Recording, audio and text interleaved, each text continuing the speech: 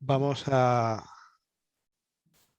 Bien, la reunión ha comenzado a grabar. Bueno, pues en primer lugar, bienvenidos a todos a una sesión más de Intercrex. Esta ya es la quinta conferencia Intercrex.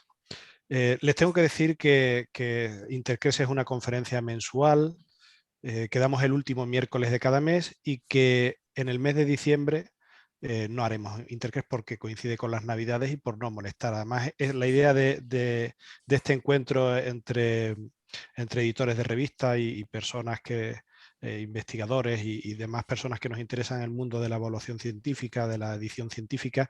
La idea era ser poco entrometido, es decir, una hora al mes, una hora y media al mes y poco más. Entonces meternos en Navidad sería entrometernos mucho. Ya estamos trabajando para el próximo Intercrex de enero y bueno, creemos que el Intercrex de hoy es especialmente interesante porque vamos a hablar de un tema que está en boca de todos, que es el tema de las revistas depredadoras, que tiene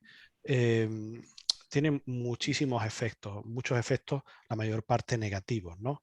Tiene los efectos negativos pues, de que de alguna manera generan mala ciencia, ciencia sin evaluar. Tiene los efectos negativos de que también alteran los procesos de evaluación científica de las unidades, de las personas a nivel nacional, ¿no? Y por supuesto también son una carga económica, porque son revistas que cobran, son una carga económica para los sistemas de investigación, ¿no? Bueno, de todo eso y más les va a hablar hoy tres expertos que tenemos aquí, que son Diego Hermán Sauca, que es editor asociado de la Revista Argentina de Microbiología, también es investigador del INTA y profesor de la Universidad de Buenos Aires. Doña Ana María Zeto, que no sé cómo presentarla, porque Ana María es una de las investigadoras más importantes o más conocidas a nivel iberoamericano, personaje del año de México de 2003. Tiene una cátedra con su nombre, en fin, y ha estado al frente de varias de las instituciones más importantes científicas, ¿no? Es una investigadora en física de gran reconocimiento, pero no solamente se dedica a la física, sino que también trabaja otros campos de la investigación tan importantes para nosotros como puede ser la comunicación científica, ¿no? No es casualidad que tenemos a Ana María en la TINDES, en Redalic y demás cuestiones, ¿no? Es una persona que se ha preocupado muchísimo, no solamente por su campo donde ha tenido un gran éxito, sino que también se ha preocupado por los campos de la comunicación científica y algo más importante, por el desarrollo de la paz, ¿no? De propuestas pacíficas en relación a la ciencia. Y bueno, y en último lugar, Evaristo Jiménez Contreras, que es una persona muy cercana a mí, es el director del grupo de investigación donde me formé, del grupo EC3, es profesor de bibliometría en la Universidad de Granada y bueno, pues también colabora con muchos proyectos en relación a revistas, ¿no? De hecho, Evaristo y su hijo Juan José, hace ya como 5 años, fueron de los primeros en cuantificar cuál era el volumen de las revistas depredadoras, ¿de acuerdo?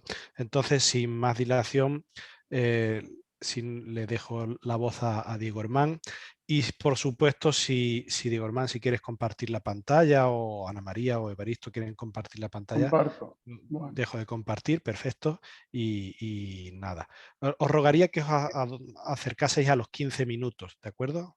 Para que esto tampoco sea muy pesado para ustedes ni para nadie. bueno, Rafael, muchas gracias por la introducción, muchas gracias por la invitación para que comparta con ustedes este ratito.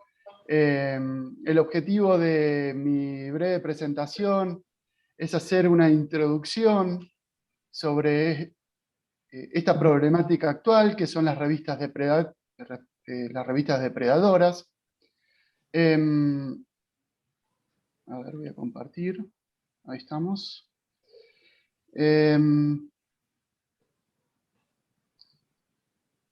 Como decía Rafael, mi nombre es Diego Sauca, soy editor asociado de la revista Argentina de Microbiología. La revista Argentina de Microbiología es una revista de la Asociación Argentina de Microbiología, una asociación sin fines de lucro, ¿sí?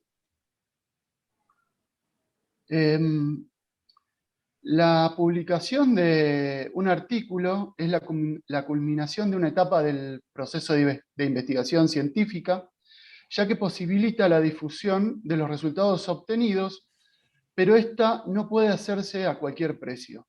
Para ello, hay que ser capaz de comunicar estos resultados de manera clara y amena para que el editor considere que la publicación de este artículo en su revista vale la pena. La valoración de un investigador y la posibilidad de financiar sus trabajos se efectúa en gran medida mediante la apreciación de la calidad y la repercusión de estas publicaciones. Por lo tanto, resulta esencial identificar correctamente la revista adecuada, ¿sí? Y las editoriales ofrecen a través de Internet guías simples y didácticas que ayudan con tal identificación. El respaldo de una revista científica se centra en su reputación, el rigor científico y la honestidad intelectual de los autores, los revisores y el cuerpo editorial, sumado al control riguroso del material por publicar. Y es esta reputación la que avala la publicación de los trabajos y permite a los colegas lectores o al común de la sociedad confiar en la veracidad de su contenido. En la actualidad, todo esto se puede ver afectado por el acecho de las conocidas revistas depredadoras. Entonces, ¿qué son las revistas depredadoras? Este término fue acuñado en 2010 por Jeffrey Beall para referirse a aquellas revistas científicas que explotan de forma poco ética el valioso modelo de acceso abierto para su propio beneficio. El acceso abierto promueve el acceso libre y gratuito a la literatura científica, fomentando su libre disponibilidad en Internet y permitiendo a cualquier usuario acceder a la misma. Les voy a presentar algunos rasgos generales de las revistas depredadoras. Algunos de estos rasgos, estas revistas se van adaptando y, bueno, pueden cumplir algunas de estos rasgos generales o no. Y a lo largo del tiempo lo que he notado es que van tratando de perfeccionar en sus tácticas estas revistas. Por ejemplo, algunas tienen nombres que se asemejan a las de otras revistas de reconocido prestigio, se promocionan como revistas de alto impacto, aún sin tenerlo, ofrecen un proceso de revisión por pares, que a veces es poco creíble, si es que se hace, y hacen alarde de mecanismos de publicación rápida. Se destacan por enviar mensajes electrónicos personalizados, si esto es lo más común, en los que facilitan a los autores por artículos publicados anteriormente y los invitan de modo cordial, ¿sí?, aunque persistente y a veces molesto, de forma molesta, a enviar a esta revista trabajos nuevos, pero que pueden ser similares a los ya publicados. Obviamente, tras abonar sumas de dinero que pueden superar los 1.500 euros tranquilamente. En esta pantalla lo que les quiero mostrar es, bueno, algunos de estos correos electrónicos que he recibido en estas últimas 2 semanas, ¿sí? Y por ejemplo, en este extracto de este correo electrónico que recibí, bueno, esta invitación que me hacen, si ustedes ven, destacan un trabajo que yo previamente publicamos con nuestro grupo de trabajo, y demuestra uno de los aspectos, ¿no?, de mi área de investigación. Si ustedes leen, una de las áreas de investigación a la que me dedico es el estudio de bacterias que son patógenas de insectos, ¿sí?, y de los genes que codifican para toxinas que son específicas hacia insectos lepidópteros. Pero una contradicción, si ustedes ven la revista, es una revista cuyo scope está dirigida hacia los profesionales de la salud, nada que ver, ¿sí?, con el tema de mi línea de investigación, ¿sí? Cariño. Disculpen, hay un micrófono abierto y... Ahí está, muchas gracias.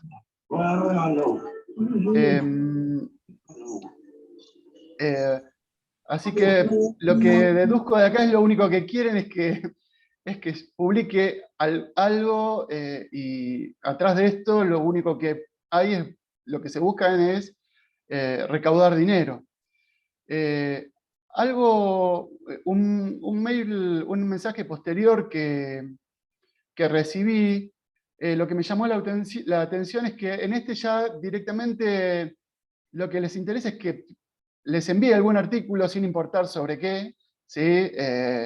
Algún tipo de artículo original, una revisión, una mini revisión, un short communication, y están dispuestos a no cobrar ningún cargo sobre ello, ¿sí? Pero algo muy interesante es este mensaje que, bueno, lo único que taché, que bloqueé fue el nombre del gerente editorial, de la editorial, pero el resto es el mail original, el correo electrónico original, donde también me invitan a publicar lo que sea en una revista que está totalmente fuera del alcance de mis temas de investigación. Y lean la forma que tienen estos correos electrónicos, la forma de expresarse, pero lo que los invito es a que copien esta dirección, ¿sí?, y la pongan en el Google Maps y vean a qué lugar me está indicando el lugar físico que indica esta dirección. Si uno lo ve, no quiero hacer ningún prejuzgar ni nada por el estilo, pero entren por favor cuando puedan a esta dirección y saquen sus propias conclusiones, ¿sí? Parecería un domicilio particular. Algo que después me llamó la atención es que a los pocos días recibo de un mail del mismo gerente editorial, pero en este caso ya la dirección ya tampoco no estaba disponible. Bueno, tienen estos números de ISSN, en este caso parecería que es válido, por lo que estuve haciendo algunas búsquedas, pero bueno, creo que registrar un ISSN no debe ser algo muy costoso. Pero bueno, lo que más me llamó la atención de este tipo de mensajes, además de que me desea que pase un feliz día de Acción de Gracias. Continuando con algunos de los rasgos generales de las revistas depredadoras, bueno, a veces estos pueden presentar un único editor que acapara un gran número de revistas en páginas web que en general son sencillas. Se advierten con frecuencia errores en los títulos, los resúmenes e incluso en los mismos artículos. ¿Sí? Esto es bastante frecuente. Y usualmente, claro, están indexadas en múltiples bases de datos, pero al buscarlas en ellas puede pasar que uno no las encuentre. A menudo no tienen ISSN, o en algunos casos pueden llegar a ser falsos. Y aunque no están limitadas a ninguna región del mundo en particular, resulta llamativo que varias de estas revistas estén asociadas a los denominados paraísos fiscales, ¿sí? Eso es algo que encontramos ahora. algo que nos llamó la atención. Entonces, la sumatoria de todas estas anomalías que les he comentado, lleva en muchos casos a que se publiquen artículos de bajísima calidad y a que ni siquiera se cumpla con el criterio de visibilidad del modelo de acceso abierto. ¿Sí? Publicar en estas revistas puede dañar la reputación de un investigador, ¿sí? Y en relación a esto que les mencionaba acá abajo, es menos probable que los investigadores de su campo lean estas revistas debido a que se perciben como de baja calidad y son poco confiables. Entonces la comunidad científica puede pasar por alto estos artículos, por más que contengan nuestras publicaciones hallazgos importantes. ¿Sí? Muchas bases de datos no indexan revistas de baja calidad, por lo que es posible que otros investigadores nunca puedan encontrar su trabajo simplemente buscando sí, por el tema. Entonces, ¿cómo hacemos para evitar caer en la trampa de estas revistas? Y bueno, no existe una sola receta, ¿sí? Pero lo que podemos hacer es evitar esto respondiéndonos a una serie de preguntas, ¿sí? Por ejemplo, ¿la revista publica investigaciones de buena calidad? ¿Tus colegas la conocen esta revista? Bueno, si no lo tengo claro o no estoy seguro, bueno, tengo que consultar. ¿El proceso de revisión por pares se indica claramente en el sitio web de la revista?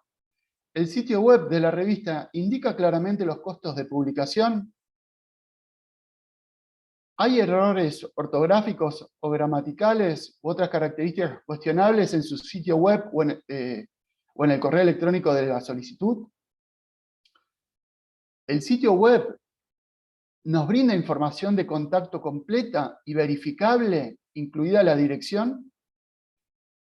¿Uno puede ponerse en contacto fácilmente con el editor en jefe de la revista o los editores asociados? ¿La revista, su editor y su personal tienen una dirección de correo electrónico institucional o afiliada a la revista? ¿La revista está indexada en las bases de datos reconocidas? Por ejemplo, en las nuestras como Latindex, Cielo.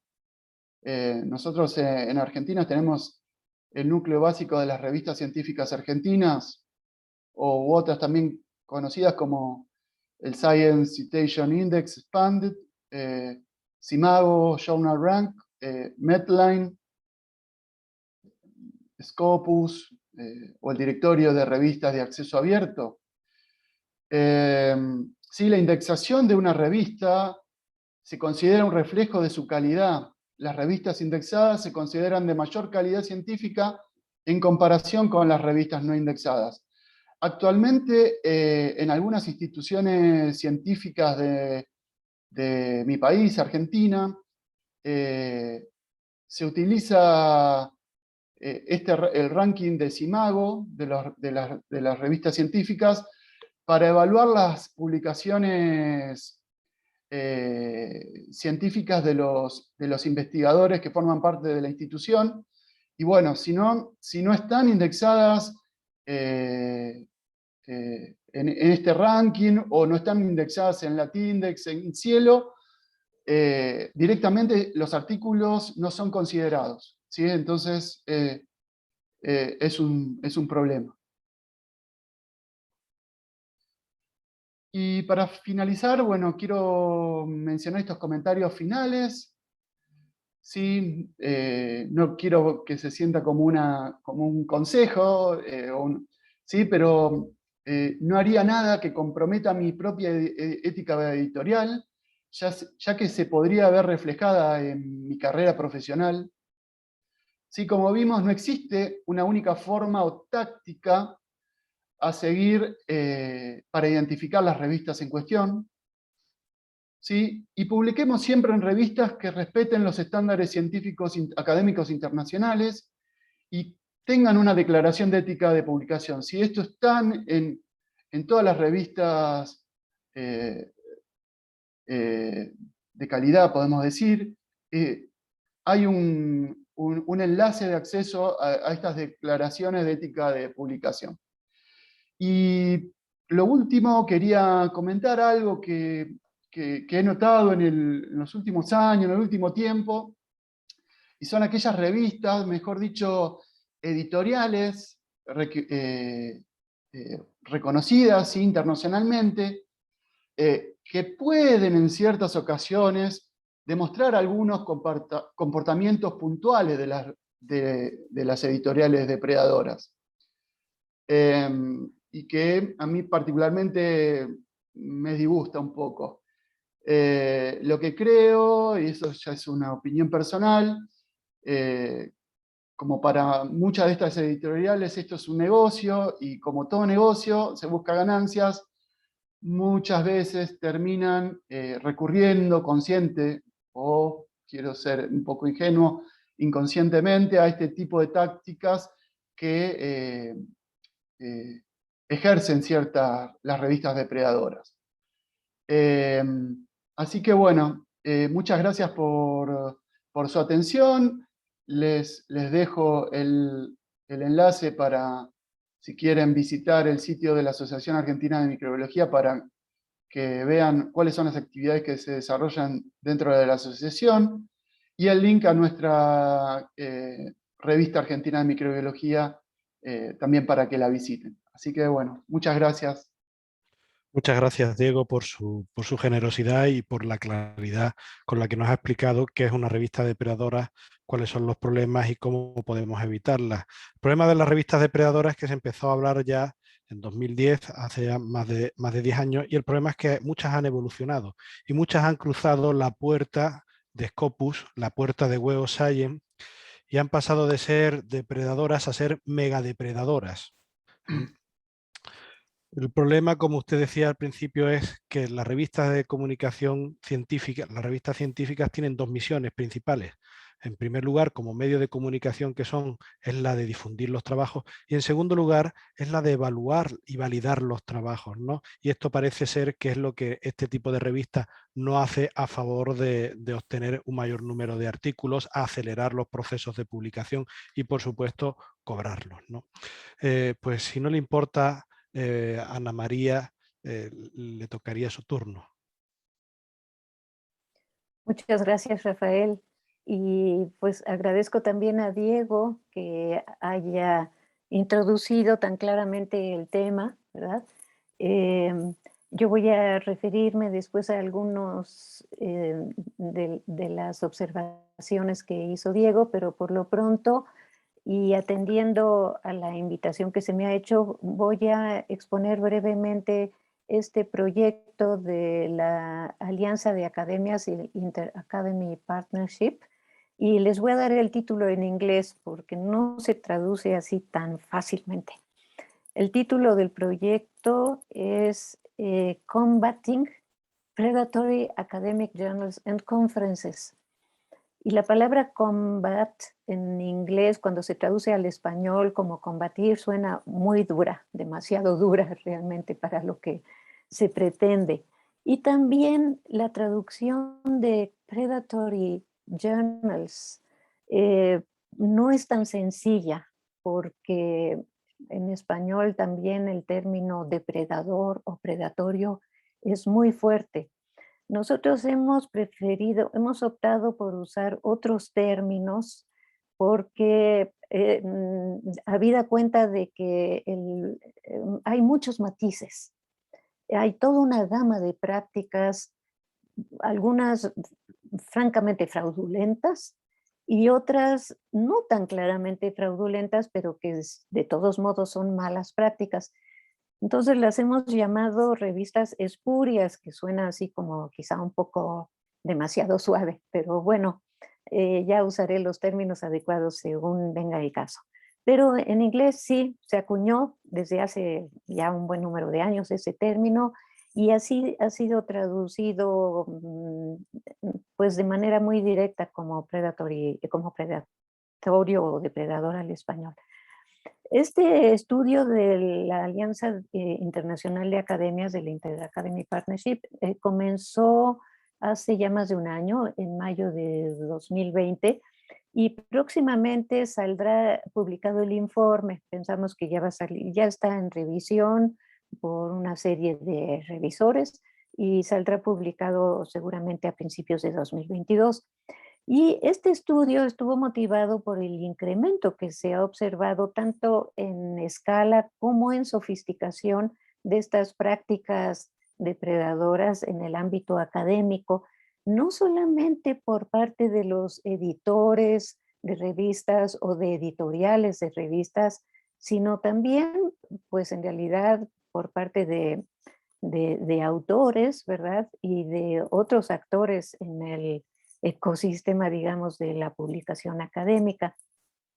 Y ha sido un incremento que pues tiene bastante preocupada a varios sectores de la academia por el daño y el daño potencial que ocasiona si no se le combate, como se dice, o si no se hace algo para corregir la situación.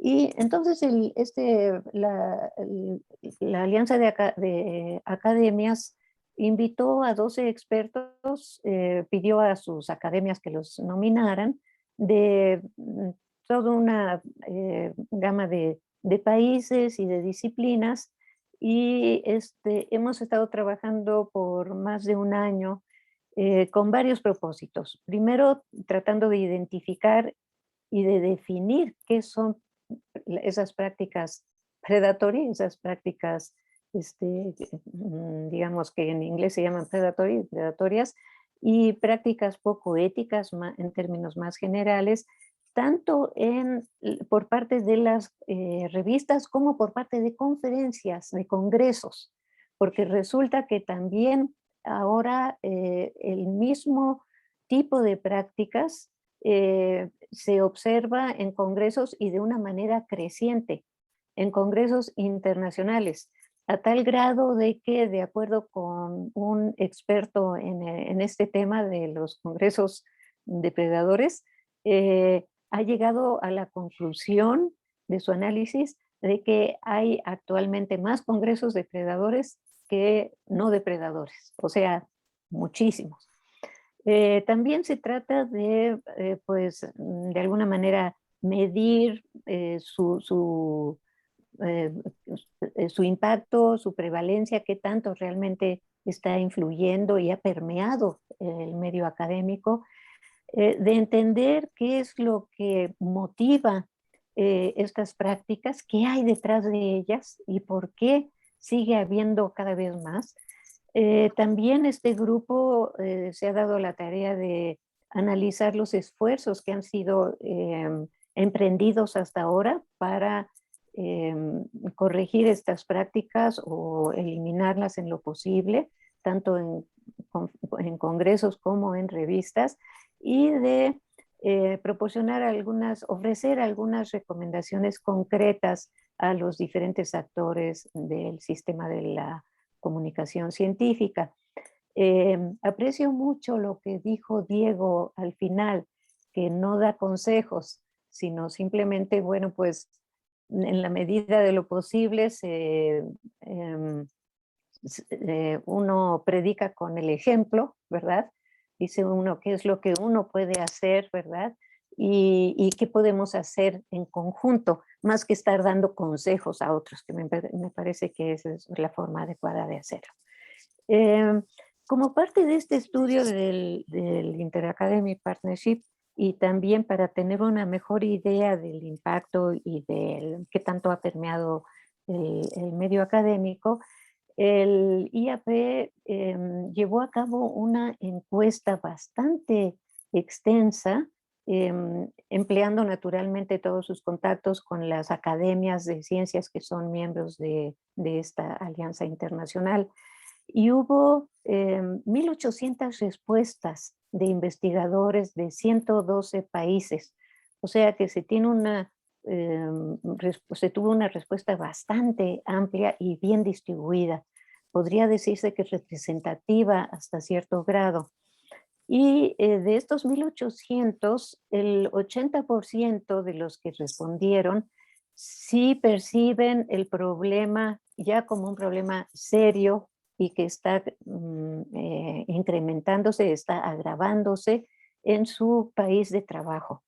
Ahora, es muy importante aquí hacer una distinción entre, digamos, el país de trabajo y el país de la publicación, de la edición de las revistas.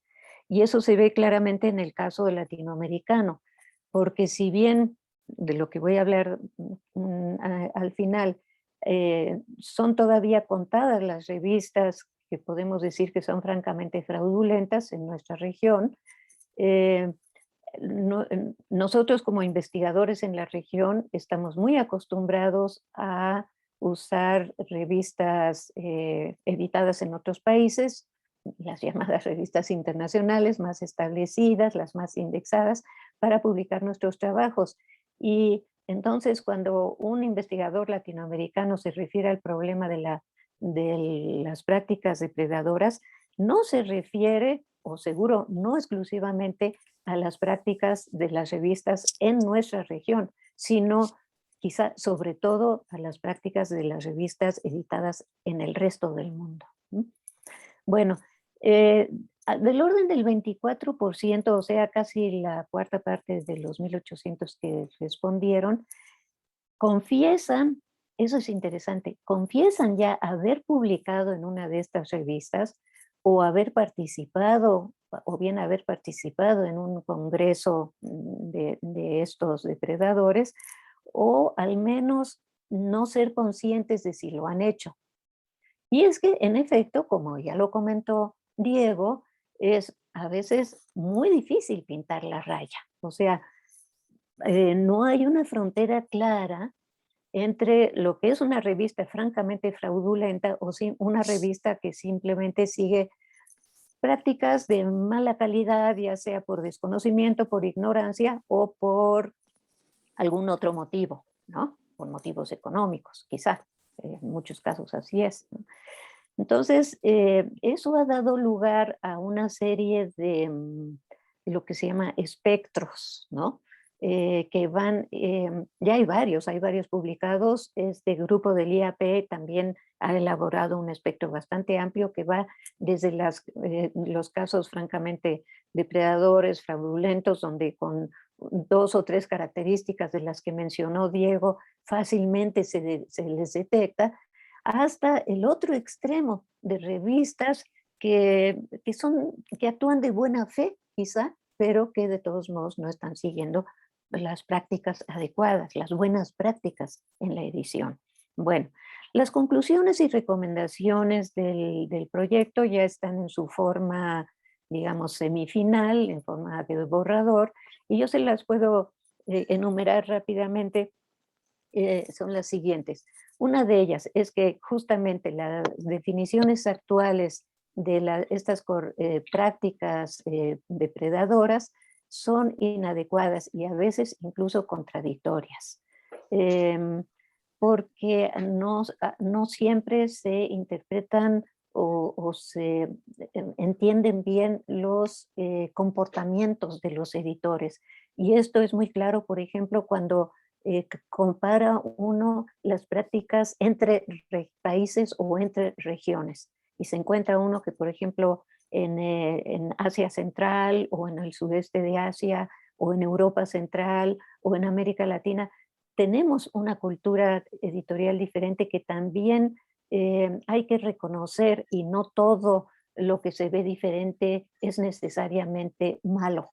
Entonces hay que reconocer las diferencias culturales, las diferencias regionales en las prácticas, para no malinterpretarlo y descalificar quizá una revista o una editorial porque no sigue las prácticas estándar, digamos.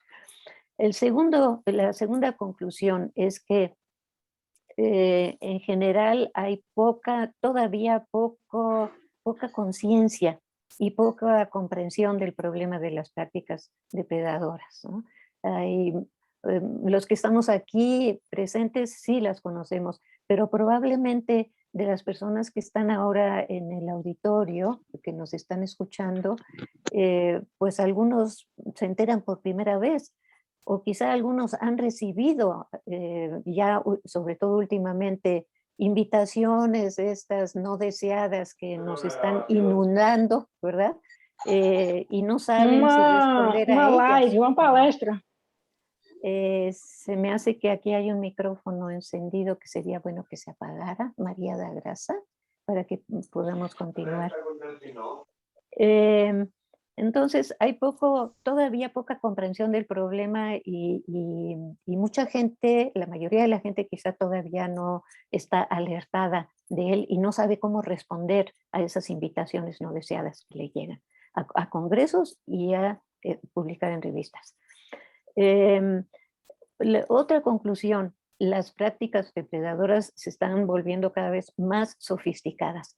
Ya lo ha mencionado Rafael, muchas de estas revistas han evolucionado y es interesante que algunas evolucionan en el sentido de que son muy ingeniosos para aprender, encontrar nuevas formas de engañarnos, ¿verdad? Pero hay otras editoriales que al contrario, que están evolucionando en el buen sentido, que empezaron con prácticas que quizás no eran muy confiables, ¿verdad? Hasta cierto punto fraudulentas, pero que se han ganado el respeto de la comunidad mediante la invitación a árbitros reconocidos, a investigadores reconocidos, respetables, etcétera, y que entonces han evolucionado hasta convertirse en editoriales bastante respetables que ofrecen alternativas de publicación a los investigadores que a veces tienen las puertas cerradas a las revistas llamadas de corriente principal, a las más establecidas, y por menor precio, porque también en la cuestión del precio pues es muy importante, sobre todo desde que se ha establecido este llamado modelo de acceso abierto, que es un verdadero negocio porque cobra miles de dólares por publicar un artículo. Otra conclusión es que está aumentando el problema y con ello se está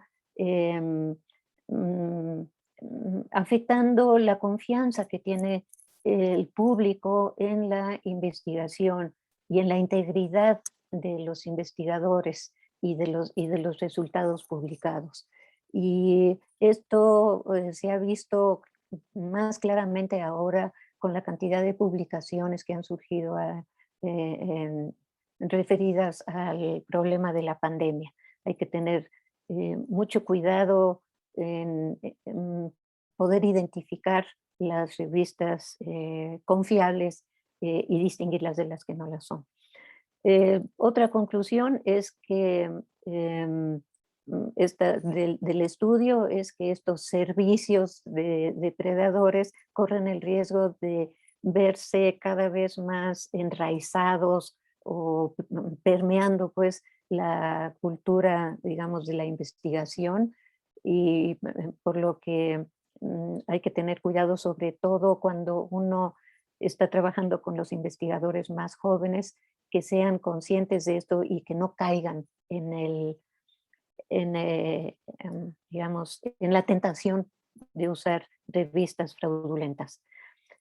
Otra conclusión es que la monetización, la comercialización de la investigación científica es que se ha venido dando en las últimas décadas, es uno de los motores o de los factores que están motivando y que están dando lugar al incremento en estas prácticas por parte de editoriales que hacen un negocio con ellas, que es una motivación fuerte precisamente para estas prácticas. Bueno, pues una conclusión que me parece que hay que destacar, porque realmente no es simplemente un motor más, sino que hasta donde se ha podido ver y ya varios de los expertos, analistas han publicado observaciones en el mismo sentido, es que la práctica actual de evaluación del trabajo académico, que también está muy relacionada con la práctica de evaluación de los artículos y de las revistas en donde se publica, tiene que ser revisada porque está ejerciendo una presión por publicar que motiva a muchos de los investigadores a publicar lo que sea y donde sea, y a muchas editoriales también a abrirles las puertas a estos investigadores con el objeto de que puedan sacar rápidamente sus trabajos de investigación.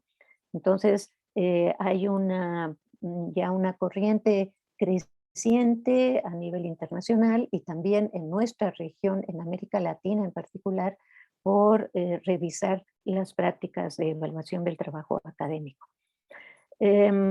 Hay una serie de herramientas ya que permiten, algunas de ellas son listas negras que permiten rápidamente ser consultadas, aunque la mayoría de ellas son comerciales y hay que pagar por ello, que contienen ya una serie de listas de revistas depredadoras y todo el tiempo se están actualizando. Pero hay otras herramientas importantes que son como herramientas, digamos, como de autoayuda, ¿no? Que son guías de buenas prácticas, por un lado, pero también guías para reconocer las malas prácticas y las revistas y congresos depredadores en función de características como las que han sido mencionadas por Diego y otras más. En particular, pues están Author Aid, está la lista de Cabells, está las guías que publica el Committee on Publication Ethics, el de la ética en la publicación, está Think, Check, Submit, o sea, el Directory of Open Access Journals, que fue mencionado, el DOAJ, no aplicaba un filtro, pero sí ya se está cuidando más de revisar las características de las revistas antes de ser incluidas en el DOAJ. Y en Latindex hemos hecho un esfuerzo ya de varios años que quisiera yo mencionar antes de terminar mi intervención, porque me parece importante que se ha avanzado en la detección de estas prácticas en la región iberoamericana, gracias a un trabajo hecho por un comité de revisión de Latindex que se dedica específicamente a esto. Y comenzamos a detectar algunas prácticas sospechosas en unos cuantos títulos hace algunos años, y por ello acordamos crear este comité con el propósito de analizar estas prácticas con más detenimiento. Y en general el comportamiento de las revistas. Nosotros estamos acostumbrados a fomentar las buenas prácticas, y las revistas, sobre todo las que ingresan al catálogo Latindex, debemos estar seguros de que no son fraudulentas. Entonces, este comité ha hecho una labor, digamos, muy fina, ¿verdad?, de detección de prácticas de caracterización, y como resultado de esto ha elaborado 2 guías.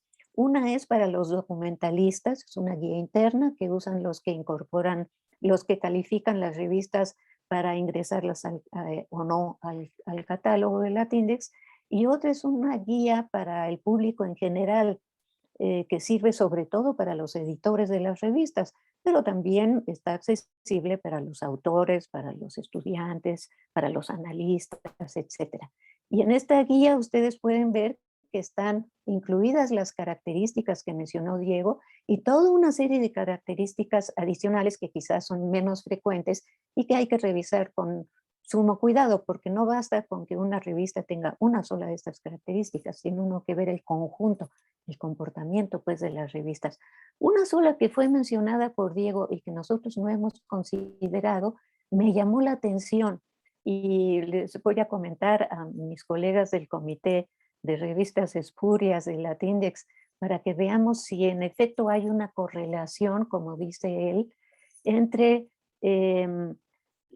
las prácticas depredadoras y los paraísos fiscales. sí es cierto que es ahí donde se concentran algunos de los editores de revistas o de las editoriales de las revistas. Eso es algo que me llamó la atención. Bueno, afortunadamente lo que hemos detectado es que en nuestra región hay pocos casos. O sea, la mayoría de los casos que nos llegan vienen de otras regiones. Vienen muchos de Estados Unidos, de Europa, de India, ahora también de China, etc. Nosotros no manejamos una lista negra. eh, mm, Hay que tener mucho cuidado porque también eh, puede haber un problema ahí de orden legal. Si uno publica una lista negra, uno está descalificando públicamente a una revista y eso es un asunto muy delicado. Pero lo que hacemos sí es tener mucho cuidado y decidir reservarnos el derecho de incorporar o no los títulos al catálogo. Si vemos que es muy sospechosa, pues entonces no lo incorporamos y mantenemos la revista bajo observación. Y para ello hemos incluido una leyenda en el alcalce de la página web de Latindex, precisamente en la que se afirma que nos reservamos el derecho de incorporación al catálogo. Por cierto, no quisiera terminar mi intervención sin mencionar que me sorprende que la revista de la que Diego es editor asociado, la revista Argentina de Microbiología, que es una buena revista y está en el catálogo 1.0 de Latindex, cumpliendo con creo que 36 características, no aparece en el catálogo 2.0. Yo creo que eso es simplemente cuestión de actualización y tenemos que ver, pues ahí, Diego, que entre porque es el colmo. Eso no habla mal de la revista, sino de que no se ha hecho el trabajo para incorporarla. Muchas felicidades y gracias por esta oportunidad de conversar con ustedes. Muchísimas gracias, Ana María, por la generosidad con su tiempo. Le tengo que agradecer además la perspectiva, nos ha dado una perspectiva como la visión del águila de Patmos, que lo ve todo en conjunto, pero después es capaz de bajarse con precisión a los casos. Como ejemplo, el caso de la revista Argentina. Qué maravilla, qué visión, y además, sobre todo, el agradecimiento por adelantarnos información de un informe que todavía no se ha hecho público y que estamos deseando que se haga público. Muchísimas gracias por todo y espérese que haya alguna pregunta para usted para el turno de preguntas. Y Evaristo Jiménez, si no le importa continuar y terminar ya esta mesa redonda. Muy bien. ¿Se me oye bien? Se le oye y se le ve correctamente. Bueno, que se me vea no es tan importante. Que me oiga quizá un poco más. Yo, en fin, quiero agradecer a la organización y especialmente a Rafa, que haya tenido la movilidad de invitarme. Realmente lo que más me alegra no es lo que más interesa aquí no es lo que yo vaya a poder contar, sino realmente lo que he podido oír, ¿no? Que me han parecido dos intervenciones absolutamente brillantes y sobre todo necesarias y además complementarias, porque como bien ha dicho Rafa, una se ve desde arriba, es el vuelo, y otra es el investigador que día a día se encuentra en su gestión cotidiana con este tipo de ofertas, yo diría que deshonestas, pecaminosas, que reciben continuamente, que recibimos todos, ¿no? No hace falta que sea un gran investigador ni que tenga una gran trayectoria, con que hayas tenido una sola ocasión de publicar algo, ya te conviertes en un objeto, una víctima potencial, en un objetivo de este tipo de iniciativas. Yo efectivamente hace años publiqué un primer trabajo sobre este asunto, luego no he seguido, en parte porque me deprimía, ¿no? Es uno de esos temas sobre los que uno casi prefiere no saber, porque cuanto más sabe, peor sabor de boca le queda, ¿no? Yo tengo una sensación de fracaso en el sentido de que pese a las denuncias, pese a las listas, pese a la preocupación de los expertos, pese a que las agencias están alarmadas por este fenómeno, pues el fenómeno no para de crecer. Es una pandemia. Ya era una pandemia cuando yo lo estudié hace unos años y ahora pues es un poco como el coronavirus este que nos rodea, ¿no? Que cuanto más hacen los países por combatirlo, menos resultados parecen obtener y vuelve, se reproduce, se regenera, etc. Yo diría, haciendo un poco balance, que estamos peor que hace unos años, pese a ser mucho más conscientes del problema que tenemos entre manos, ¿no? Y en ese sentido, yo más que hacer aportaciones, lo que me queda es hacer un par de reflexiones. La primera tiene que ver con el por qué pasa esto. Y creo que es muy importante. Y desgraciadamente pasa porque la condición humana es así. Estamos envueltos en una serie de impresiones, sobre todo en el mundo académico profesional, por publicar, y este tipo de presiones que yo, permítanme que lo diga, yo no considero que sean negativas en sí mismas. Es decir, no es malo que el investigador esté presionado en su carrera académica y que tenga y se plantee objetivos y que esos objetivos estén asociados a una serie de reconocimientos. Lo ha dicho al principio muy bien el primer interviniente. Nosotros lo que más valoramos es el reconocimiento y ese reconocimiento se manifiesta pues, de muchas maneras, pero justamente para conseguirlo tenemos que publicar, es nuestra moneda de cambio para obtener ese reconocimiento. Claro, cuando, digamos, la ecuación es tan sencilla, pues uno puede sentir la tentación de forzar su nivel de publicaciones recurriendo a prácticas, más o menos. Es decir, a mí esta historia me recuerda un poco la de los timos. Es decir, ¿por qué se tima a la gente? Porque la gente se deja timar, es decir, hay un gancho, una trampa, y el investigador, en nuestro caso, pues cae en esa trampa porque espera conseguir algo a cambio de cometer en realidad ese error, ¿no? Como le pasa a todos los timados, que al final, por culpa de su propia ambición, se encuentran metidos en esa trampa. Bueno, pues en el sistema pasa algo de eso. Es decir, hay unos estímulos razonables, unos estímulos que pueden ser mayores o peores, pero a veces pues se llevan a tal extremo que el investigador decide acortar, es decir, encontrar un camino, un atajo más rápido, y empieza a relacionarse con este tipo de publicaciones. Yo creo que es fundamentalmente el resultado de eso, por un lado, y de la falta de experiencia, por otro. ¿Quiénes son víctimas de este tipo de publicaciones? Esencialmente, aquellos que no tienen todavía demasiado recorrido en el mundo de la investigación, porque cualquier persona que tenga un poco de experiencia inmediatamente detecta este tipo de revistas groseramente depredadoras, donde ya realmente la cosa se pone más difícil en estas mutaciones que el virus ha ido conociendo en los últimos años y que han hecho que todo sea más sofisticado, todo sea más difícil, los perfiles ya no están tan...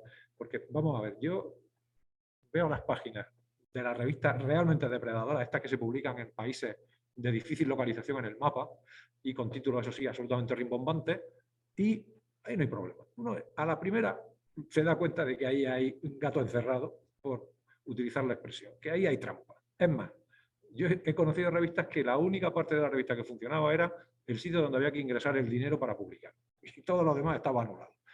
Pero esto ya ha pasado a la historia. Ya esto no engaña a nadie. Ahora resulta que tenemos generaciones nuevas de este tipo de revistas que, como ha dicho muy bien la doctora Aceto, ya no está tan claro el límite entre lo que es depredación y lo que son prácticas discutibles. Vamos a decirlo así. Y es porque todavía en ese ámbito de lo discutible hay mucho margen que ganar. Todavía ahí entran incluso mejor los investigadores un poco incautos que creen que esas revistas ya mucho más serias, mucho mejor presentadas, que ya hacen cosas académicamente aceptables y no hacen otras que deberían también de hacer, pues ahí los límites se vuelven difusos. En fin, ¿qué hacer ante esos casos? Bueno, por 2 veces se ha dicho no vamos a dar recomendaciones, yo sí voy a dar recomendaciones. Quizás porque soy profesor y estoy harto de recomendar a mis estudiantes que no hagan según qué cosa, no me queda más remedio que hacer alguna. La primera, efectivamente, es si alguien te invita a publicar, como acabamos de ver un par de ejemplos, y a mí me llegan también casi a diario, di que no. O sea, directamente, de entrada, no. Yo tengo un artículo muy curioso que publicamos en el ámbito de la odontología, y el primer firmante era el doctorando, ¿no? Bueno, han pasado 5 años. Me siguen llegando invitaciones para que Felipe, que es el primer firmante y me llega el correo a mí, publique, por favor, en nuestra revista, que es excelente. Realmente no hay mucho más que decir. Si te llega una invitación de ese tipo en la que incluso el nombre está equivocado, ya puedes sospechar que ahí hay, en fin, viendo a la doctora haciendo gato encerrado. Ahí tenemos algo que no funciona. Segunda cosa. Bueno, por supuesto, si te invitan a formar parte de un comité editorial, porque no es solo que te invitan a publicar, te invitan a que tú mandes tu currículum y te incorporan inmediatamente al comité editorial de la revista. Hombre, uno tiene que hacer un poco de ejercicio de humildad y darse cuenta de si su currículum está a la altura como para entrar en una de esas revistas de título International Journal, de cualquier país, por supuesto avanzado, Suecia o Canadá, pero que casualmente tienen su sede editorial en lugares mucho menos reconocibles en el mapa, ¿no? Yo también he hecho el ejercicio que nos recomendaban antes de ir a algunas de las direcciones, y las direcciones son, pues, en fin, zonas comerciales de alguna zona externa o lejana de alguna ciudad perdida en mitad de ninguna parte, que puede ser Estados Unidos perfectamente, no necesariamente un país del tercer mundo, porque la iniciativa puede partir de cualquier sitio. Es decir, cuando suceden esas cosas, es mejor abstenerse, ¿no? Y luego, efectivamente, las consecuencias más negativas son que estamos perdiendo dinero, porque se invierte y realmente se tira el dinero cuando se paga por esas publicaciones, se están perdiendo artículos potencialmente buenos. Yo aquí tendría alguna duda, porque si alguien es tan ingenuo como para mandar un trabajo a alguna de estas revistas, el trabajo tiene que tener algún problema. Es difícil que un investigador que haga un buen trabajo de investigación, con lo que eso significa de lectura y de reflexión, se equivoque luego mandándolo a alguna parte. Lo que suele haber detrás de estas reacciones por parte del investigador son urgencias. Tengo que obtener algún tipo de reconocimiento, mi carrera académica está en una fase crítica y necesito sacar un par de artículos para que me den un nivel del tipo que sea en alguna universidad, y en esa ocasión, pues la tentación. Una cosa suele ir asociada a la otra. Pero el coste final es eso: pérdida de dinero, pérdida de tiempo, pérdida del original, porque ya queda invalidado para el futuro, etc. Todo eso es lo que a mí me alarma, y creo que los que tenemos más experiencia, los que somos profesores y tal, tenemos que advertir, sobre todo a nuestros investigadores jóvenes, de que no cometan esos errores. Y esta práctica multiplicada por miles de profesores, miles de lugares diciendo esto mismo, pues sería quizá un tratamiento preventivo. Pero desgraciadamente la ocasión económica, el riesgo económico es tan grande, la cantidad de dinero involucrada es tan grande, que veo muy difícil combatir esta plaga. La otra cosa que quería contaros, sobre la que quería reflexionar, es qué pueden hacer las agencias evaluadoras. En España el sistema está muy centralizado, y hay agencia nacional que es la que reconoce la carrera académica de un profesor y le otorga los reconocimientos necesarios. Este tipo de agencias existen también en otros países. Las propias universidades, cuando tienen autonomía para ello, pues tendrían que plantearse qué políticas preventivas pueden emplear para evitar este tipo de problemas. Y yo creo que la solución efectivamente no es tanto crear listas negras, como se ha dicho, como no aceptar determinadas cosas. Pero claro, no aceptar la entrada en determinados sitios también es una forma de lista negra, aunque sea una lista negra un poco más sutil, y yo diría que no tan ofensiva para los que reciben la tarjeta roja en ese sentido. Y efectivamente, si las bases de datos importantes internacionales de todo tipo, latinoamericanas, anglosajonas, las que sean, toman una política de mayor severidad, pues las agencias evaluadoras no tendrán el problema. Porque una vez que el solicitante llega con sus artículos que han sido publicados en una revista y la revista está incluida en alguna base de datos, más o de menos nivel, ya es muy difícil que los evaluadores le digan este artículo no me gusta porque la revista no me gusta. Porque el solicitante va a decir esta revista está reconocida en una base de datos y por tanto a mí no me cuenta historia, no tengo nada más. Entonces, digamos que la medicina hay que aplicarla en la fase más temprana y conseguir que las bases de datos se tomen muy en serio esta labor de filtro, que me parece a mí que es casi la única manera. Ahora, también estamos viendo que cuando se ejercen críticas severas sobre algunos de estos conglomerados editoriales, como está ya pasando en Europa, donde han aparecido la nueva versión, mucho más poderosa, mucho más rica, con mucho más recursos, pues inmediatamente aparece también una pléyade de abogados dispuestos a pleitear con la agencia de turno y a incriminarla o pedirle daños y perjuicios por perjuicio. Es decir, es el resultado de un buen negocio. Tienen ya recursos suficientes como para discutir sobre la calidad o la ética de sus publicaciones. a golpe de abogados, que es como estas cosas al final se sustancian. Así que, insisto, yo cuanto más pienso en ello, más me preocupo, más difícil veo la solución. Y en última instancia la solución es personal. Uno tiene que ser cuidadoso, uno tiene que pensar qué quiere conseguir y por qué camino y a qué precio. Y si a esas preguntas no contestas con honestidad, al final pues eres en realidad una víctima más del sistema justamente por tu propia ambición. Y estas son las reflexiones que se me ocurren. No tengo grandes noticias que contar, insisto, no, no veo que el futuro en ese sentido sea muy positivo. Muchísimas gracias, Evaristo. Hay que indicar que Evaristo pertenece a la NECA como evaluador para las áreas de ciencias sociales, ¿no? Es decir, que también tiene una perspectiva de primera mano donde los profesores van a evaluarse para ser acreditados a catedráticos y a titulares y él está en primera línea. A mí esto se lo he comentado en alguna ocasión a Evaristo, me recuerda al gran salto adelante de China. A finales de los años 50 en China, en el gran salto adelante promovido por Mao, se hicieron grandes campañas muy radicales, ¿no? Una de ellas era acabar con las ratas, porque las ratas pues, menguaban las cosechas, transmitían enfermedades.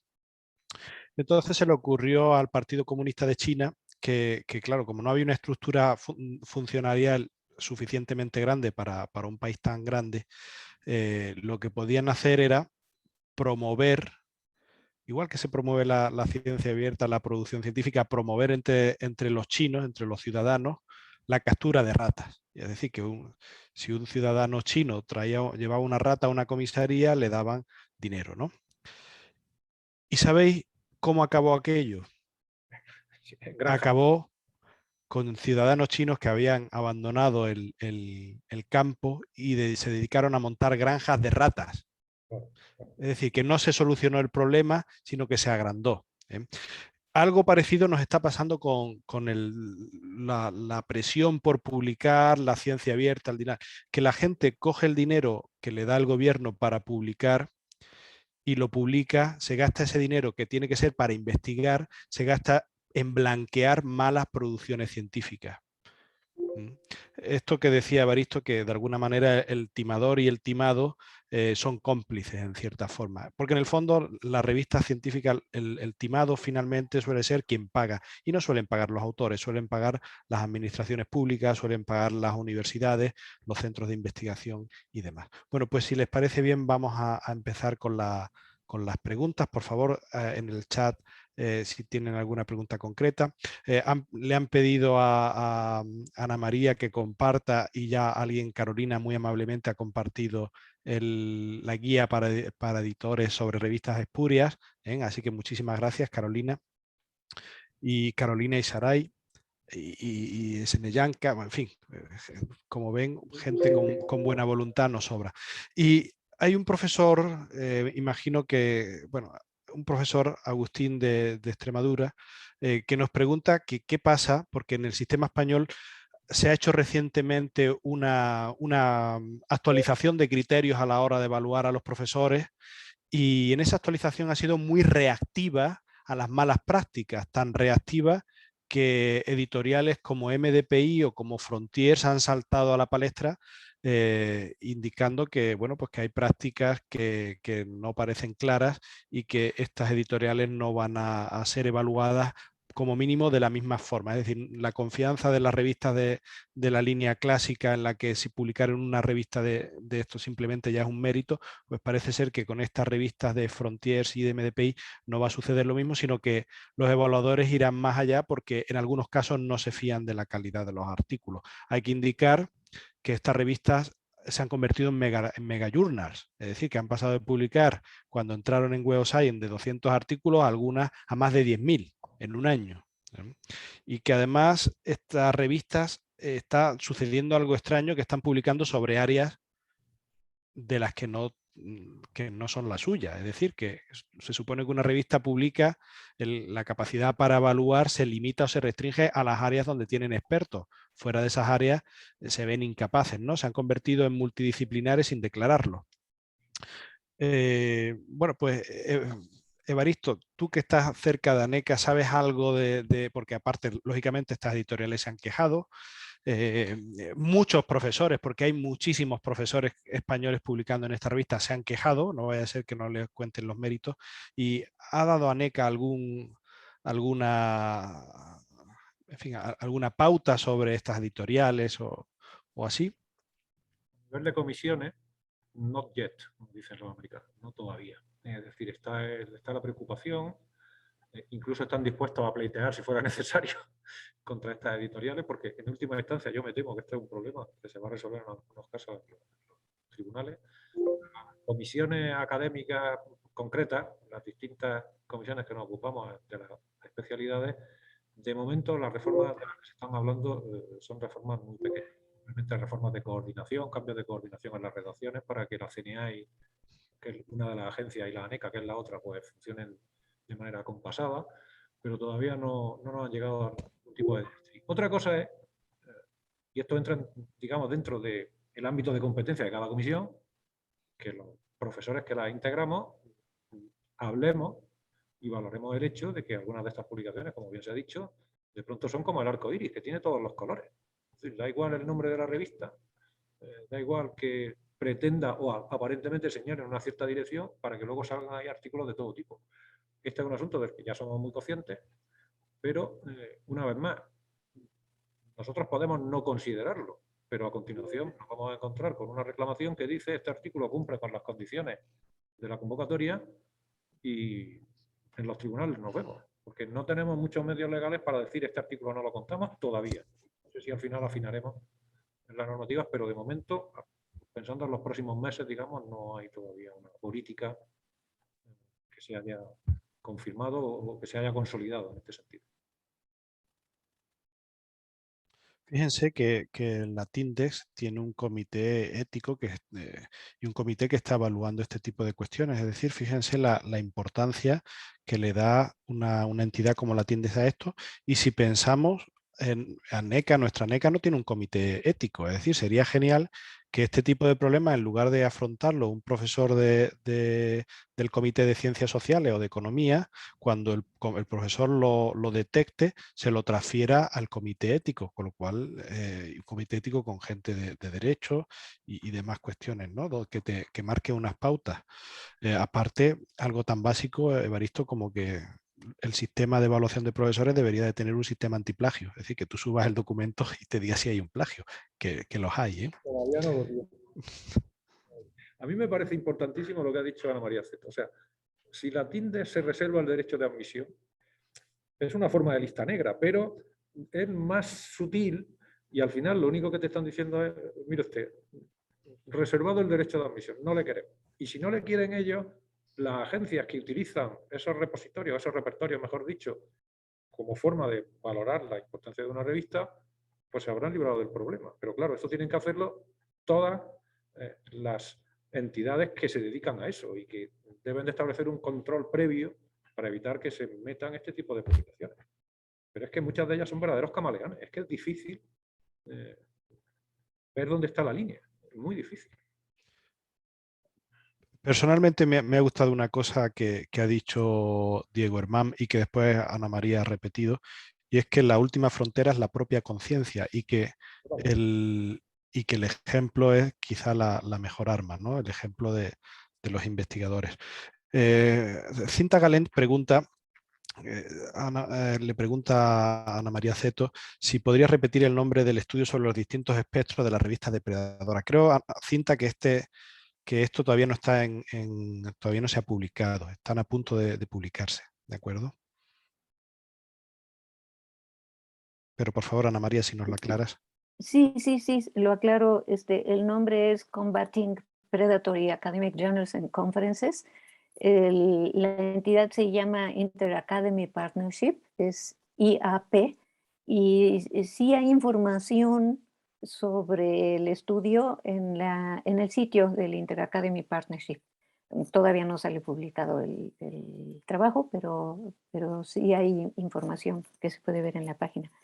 Pero si me permites, ya que me has dado la palabra, sí, respecto a lo que decía Evaristo, en efecto, son camaleónicas estas editoriales, y las que preocupan son más las editoriales que estas megaeditoriales, más que las revistas aisladas, ¿no? Porque ahí es donde está, por lo visto, el gran negocio.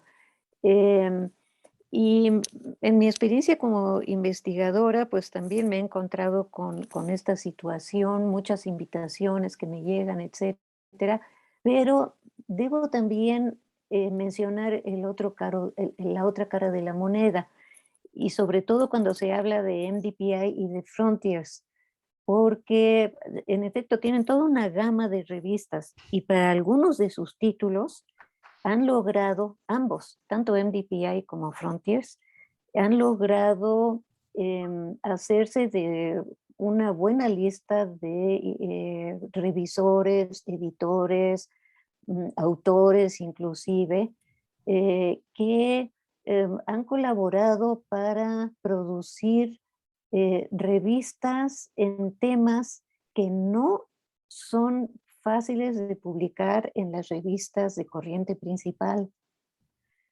porque no toda la ciencia y no todas las corrientes de pensamiento tienen cabida en esas revistas.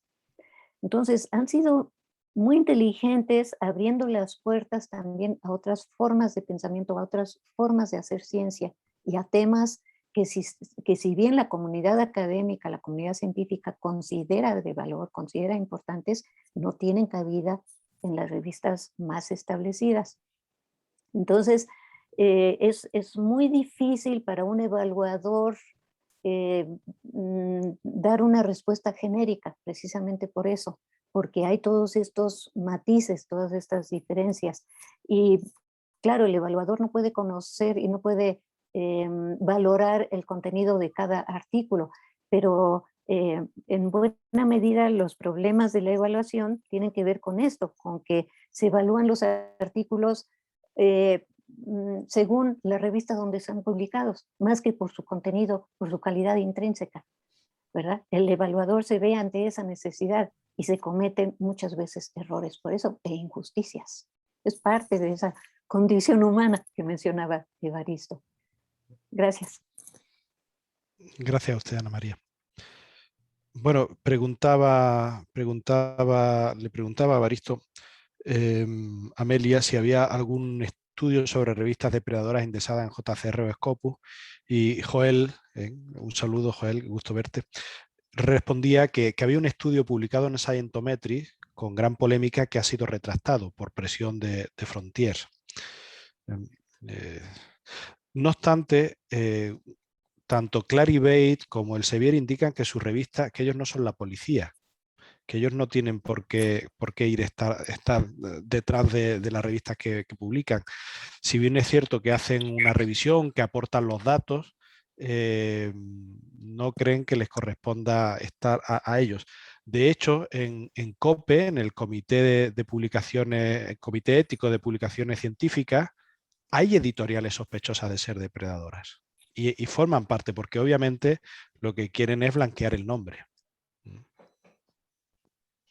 Bueno, por comentar una cosa, hay alguno más, aparte de este Scientometrics, justamente la ANECA hace poco publicó otro trabajo sobre este asunto, aquí en España, un trabajo también de muchísima extensión y tal, que también ha levantado la polémica correspondiente, porque se hacían ciertas descalificaciones, en mi juicio, un tanto censuradas. Pero volviendo al artículo de Scientometrics, una de las cosas divertidas que tiene la ciencia actual es que aunque tú retrastes un artículo, el artículo no desaparece. Entonces, aunque el artículo esté retractado, uno puede ir a la página de Scientometrics y leérselo sin ningún problema. Y yo diría además que aunque el artículo esté retractado, a mí personalmente me ha parecido un artículo muy interesante. Es decir, no sé cuáles son las causas últimas por las que ha sido retractado, pero el análisis a mí me parecía bastante... En fin, insisto, habrá detalles que lo hayan forzado. Quizá el principal detalle es que hay editoriales muy poderosas que han resultado... en fin, que se han sentido insultadas por este trabajo, pero la descripción, el análisis y tal, a mí me ha parecido que no se merecía el retracto. A riesgo de que la empresa ahora también me denuncie a mí y alargue el procedimiento. Estimado Diego, mire, Sandra Costa nos hace una pregunta. Dice, dado el complejo sistema de revisión por pares y la proliferación de las revistas depredadoras, ¿cuál sería el modelo de revisión adecuado? ¿Podríamos optar al acceso abierto con una revisión no tan rigurosa como pares? ¿Me darían alguna opinión? Me parece que esta caería muy de pie en su introducción. A ver, ¿me repetirías, Rafael, la Está en el pregunta? chat por si quieres A leértela, ver. pero dice, dado el complejo sistema de revisión por pares y la proliferación de las revistas depredadoras, ¿cuál sería el modelo de revisión adecuado? ¿Cabría la opción de acceso abierto con una revisión no tan rigurosa por pares? Muchas gracias. No lo creo, ¿no? Difícil No lo pregunta, creo. ¿eh? Simplemente sí, no lo creo que se pueda simplificar. Porque bueno, como vimos, hay normas sobre las que uno se basa para hacer las revisiones también. Entonces, bueno, no, claramente no. Simplemente eso. De hecho, conforme mejoremos, como es la ciencia, conforme se va mejorando todos los sistemas, se sistematiza más, se profundiza más, siempre se mejora, ¿no? Vamos Y avanzando sobre esas mejoras. y saldrán mejores artículos Sin duda. publicados. Mm. Yo añadiría lo siguiente. Existen en esto de la publicación también divisiones, ¿no? La primera división, la segunda división. Si uno, su artículo no lo ve aceptado por las revistas más exigentes, justamente porque aplican unos criterios muy duros para aceptar originales, considerando una serie de variables, etcétera, habrá otras que por no poder elegir con tal, pues se vean forzadas a publicar trabajos de no tanto rigor ni tal. Y los investigadores sabemos perfectamente cuál es cuál, ¿no? Así que para aquellos que no alcanzan ese nivel, los otros niveles no son necesariamente malos. Simplemente no alcanzan ese nivel de excelencia que tienen las revistas de primera fila internacional, pero pueden ser buenas revistas. Aquí el problema es que la revista depredadora, todo eso le da igual. No juega a eso, juega a otra cosa. Claro, ahí un poco venía con la reflexión final que yo hacía en la presentación mía, donde, digamos, cuando a uno le dicen ciertas editoriales o ciertas revistas de las reconocidas, que tenés 4 días para hacer la revisión, muchas veces una persona, si es experto en el tema, muchas veces no tenés 4 días para dedicarle a hacer una revisión. Entonces, terminás desistiendo. Y bueno, también muchas veces me ha tocado revisar en otras invitaciones que me llegan que, claro, no es exactamente el tema de investigación al cual vos te dedicás y no les importa demasiado. Lo que importa es la rapidez, evidentemente, en la evaluación. Pero bueno, me parece que no es lo ideal. Sí, y además, a mí me parece que la revisión, como la donación de sangre, tiene que ser gratuita. Si hay algún incentivo para revisar, ya de repente a lo mejor alguien que no debería revisar, perdón, alguien que no debería revisar porque no es su especialidad, porque no tiene tiempo, lo hace. Y de eso se están nutriendo muchas revistas, que como revisar supone un descuento para un futuro artículo, pues mucha gente hace revisiones superficiales y rápidas para obtener un descuento para seguir publicando y alimentando esa rueda. Bueno, voy a concluir porque uno de los objetivos de la conferencia Intercrex es no ser muy invasiva. Disculpa, Germán. Y ya llevamos casi 90 minutos hablando. Pues nada, me queda solamente agradecer la generosidad a Diego Hermán, Ana María Ceto y a Evaristo Jiménez. Por supuesto, la generosidad a aquellos que han estado como Seneyanka, como Joel y el resto trabajando, aportando más información a través del chat. Y nada, solamente les recuerdo que a final de diciembre, como coincide con las Navidades, no tendremos una Intercrex, ya comenzaremos en el año 2022 en enero, y por supuesto, último miércoles de cada mes, y por supuesto, recordarles que si quieren hacer su aportación, sugerir temáticas, pues estamos completamente abiertos. La idea es que esto sea un foro de intercambio de conocimiento de todos, ¿no? Y que interese a todos. Muchísimas gracias a todos. pues ya les deseo una buena Navidad, que a la vuelta de la esquina la tenemos. Pues ya los supermercados de mi país la están felicitando desde hace un mes. Y nada, un fuerte abrazo, cuídense mucho. Un abrazo. Muchas gracias. Saludos a todos. Adiós, muchas Felicidades. gracias. Igualmente. Luego. Un abrazo. Hasta luego.